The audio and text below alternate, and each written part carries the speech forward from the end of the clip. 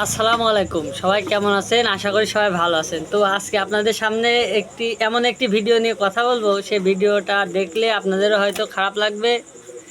তো সম্প্রতি মোহনা টিভির একটা সংবাদে দেখতে পেলাম, একটা ছেলে আদালত প্রাঙ্গণের সামনে একটা মেয়ের হাত ধরে টানাটানি করছে। তো তাদের সেই ভিডিও ক্যাপশনে লেখা রয়েছে, বউ তুমি কার? একটি বউ দুজন দাবিদার।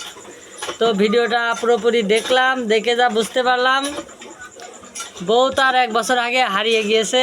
শ্বশুর শাশুড়ি ষড়যন্ত্র করে দুটো বাচ্চা সহ বউকে গায়েব করে দিয়েছে, অন্য আরেকজনের সাথে বিয়ে দিয়ে দিয়েছে। সে 1 বছর ধরে তার বউ বাচ্চা খুঁজে বেড়াচ্ছে, কিন্তু কোথাও পাচ্ছে না। তখন 1 বছর পর সে আদালত প্রাঙ্গণের সামনে হঠাৎ করে তার বউয়ের সাথে দেখা।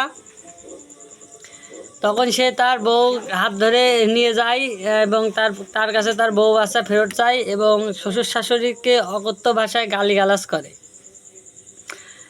তো ভিডিওটা দেখে যা বুঝলাম আর কি, তার শ্বশুর শাশুড়ি দায়ী তার সংসার ভাঙার পেছনে। এখন এই যে কিছু কিছু মহিলারা আছে, তারা নিজেরাই দায়ী থাকে তাদের মেয়ের সংসার ভাঙার জন্য। এসব মহিলাদের আইনের আওতায় এনে শাস্তির ব্যবস্থা করা উচিত।